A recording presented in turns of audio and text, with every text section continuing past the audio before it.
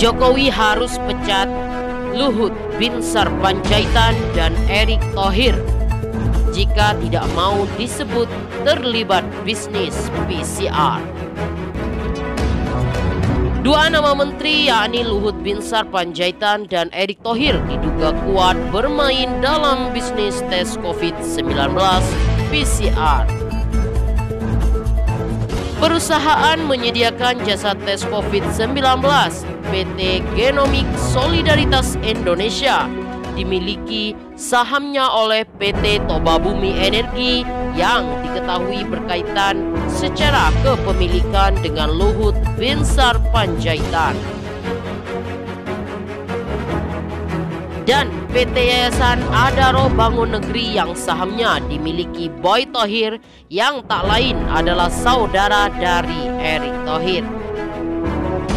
Komunikolog politik Tamil Selvan mengatakan dugaan bisnis PCR Luhut dan Erick ini menguatkan asumsi mengapa sejak awal pandemi COVID-19 kebijakan para menteri di kabinet Jokowi selalu tumpang tindih. Bahkan menurutnya menteri-menteri yang tidak berkaitan dengan tupoksi penanganan COVID malah lebih dominan. Ternyata ada kepentingan bisnis terselubung di dalamnya. Saat ini rakyat menjadi mengerti mengapa ada menteri yang gotot ngurusi COVID-19 padahal bukan wewenangnya. Ini bentuk nepotisme terbuka namanya. Pejabat ini jangan goblokin rakyat dengan alasan entitas terpisah. Kalau punya malu, mundur, kata Tamil. Dengan terbongkarnya informasi dugaan Luhut Binsar Panjaitan dan Erick Thohir berbisnis PCR, maka masyarakat akan menganggap Presiden Joko Widodo terlibat dalam nepotisme tersebut. Oleh sebab itu, menurutnya Presiden Jokowi harus mengambil langkah untuk membersihkan citranya di muka publik. Masyarakat akan menganggap Pak Jokowi ikut terlibat. Apalagi Luhut Binsar Panjaitan ini seolah Perdana Menteri di kabinet Bapak Jokowi. Maka Pak Jokowi perlu mengambil langkah bijak untuk membersihkan citra publiknya, ungkapnya. Di samping itu, lanjut Tamil, terbongkarnya informasi ini membuat publik semakin tidak mempercayai kepemimpinan Jokowi. Hal itu ditandai dengan banyaknya pendukung Jokowi yang melakukan protes. Publik semakin antisipasi kepada Bapak Jokowi. Buktinya pendukung seperti Denny Siregar pun anggap bicara untuk protes. Maka saya bilang dua menteri itu kalau tahu balas budi ke Bapak Jokowi, mundurlah. Karena perbuatan mereka mencela nama baik Bapak Presiden.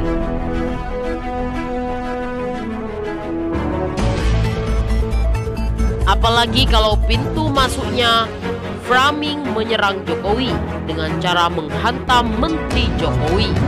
Luhut Binsar Panjaitan dan Erick Thohir dimulai dari media pesanan Tempo. Kini pintu kerusakan soal PCR bukan hanya oleh konglomerat, namun juga relawan Jokowi ikut bermain. Relawan Jokowi itu harus meningkatkan kecerdasan. Jangan karena tidak mendapatkan posisi komisaris, kelaparan menyerang membabi buta, atau menggunakan posisi berteriak untuk kompromi. Mari kita kupas tuntas soal mafia PCR ini. Untuk menyeimbangkan bisnis dan politik, Yusuf Kala memiliki proksi media yang paling getol menyerang Jokowi. Tempo dan Tempolah yang mengeber mafia PCR. Publik terkejut, netizen kaget. Harapan Tempo adalah memecat Luhut Binsar Panjaitan dan Erick Thohir. Pasalnya di bawah pimpinan Bapak Presiden Joko Widodo, Yusuf Kala gigit jari. Tidak diberi kesempatan bagi JK untuk KKN. Akibatnya jelas, 212, penjatuhan Ahok. Semuanya JK bermain mendukung Anies Baswedan. Plus menggunakan masjid untuk kampanye ayat dan mayat yang di 2019 akan diulangi gagal total. Bahkan proksi JK bernama Anies Baswedan yang hendak memanfaatkan Muhammad Rizik Syihab menyembah MRCS yang kira akan mampu menggoyang Presiden Jokowi. Gagal total Anies Baswedan, sekondan JK ini memetik hasil, malah Rizik digelari pentolan teroris FPI. Namanya Erwin Aksa dan keluarga JK adalah penguasa bisnis. Akarnya Golkar, maka dalam bisnis PCR semuanya berakar di satu pintu, Golkar. Erwin Aksa menguasai 33 cabang di seluruh dunia. Nasdem pecahan Golkar, Enggar Tiasto Lukito bekas Golkar. Di Nasdem, Enggar menguasai 34 cabang di seluruh Indonesia Raya. Gerindra pecahan Golkar dengan caleg gagal 2014 dengan 24 cabang. Selanjutnya Jack Budiman. Nah, yang ini tidak ada lawan tanding, memiliki ke mahkamah sama dengan Erwin Aksa karena dia disebut dekat dengan Tommy Winata. Mau lebih dalam lagi, muncul Yayasan Dompet Duafa, 40 cabang yang tidak jelas, pemilik saham mayoritas bernama Irmawati. Namanya Duafa harus tidak ikut-ikutan melakukan pengelembungan harga. Marwah yayasan yang mengatasnamakan orang miskin juga menjual PCR mahal tak keturungan. Relawan Jokowi Ma'ruf pun ikut bermain, menyengsarakan rakyat dengan menjual tes PCR dengan harga berjuta-juta. Mereka yang terlibat adalah Irawati Mullas 30 cabang dan Titi Rusdi 14 cabang. Mereka gerbongnya Bahlil Lahadalia. Kok tidak ada yang meminta Bahlil Lahadalia dipecat?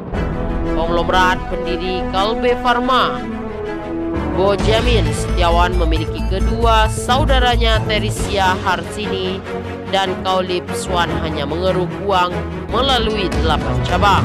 Sementara perusahaan yang dikaitkan dengan Erick Thohir dan Luhut Binsar Panjaitan tak lebih dari 5 cabang.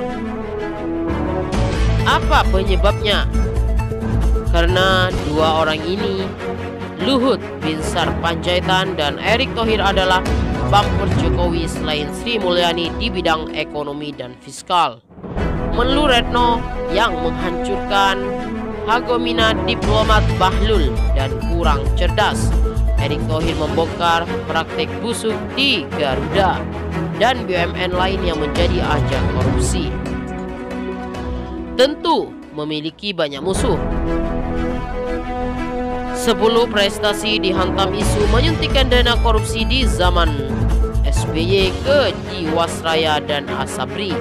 Bumi Putra dengan koruptor gila Beni Tejro. Orang-orang Beni Tejro dan Heri Prasetya bergerak untuk menyerang Bali Jokowi dengan melemahkan para menteri benteng Jokowi.